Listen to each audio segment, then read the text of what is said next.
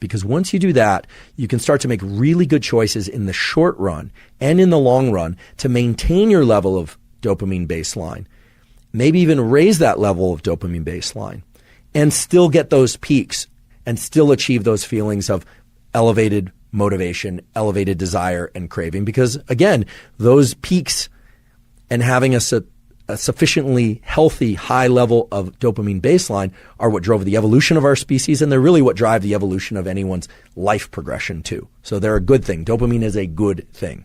Just very briefly, because it was also covered in the interview episode I did with Anna Lemke about addiction, some of you might be asking, what should I do if I experience a drop in my baseline level of dopamine because of engagement with some activity or some substance that led to big peaks? Just to put some color and example on this, a few episodes ago I talked about a friend who I've known a long time. This is actually the child of a friend who has basically become addicted to video games. He decided, actually after seeing that episode with Anna, to do a 30-day complete fast from phone, from video games, and from social media of all kinds. He's now at day 29. He's really accomplished this.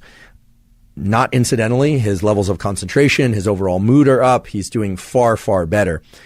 What he did is hard. In particular, the first 14 days is really hard.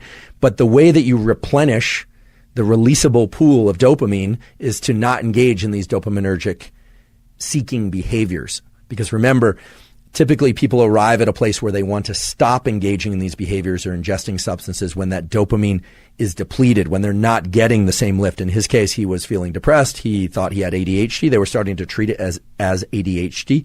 And certainly there are people out there who have ADHD, but what he found was that his levels of concentration are back. He does not need to be treated for ADHD. And actually the psychiatrist wondered if he did prior to this video game social media fast. He's feeling good. He's exercising again. I'm not making this up.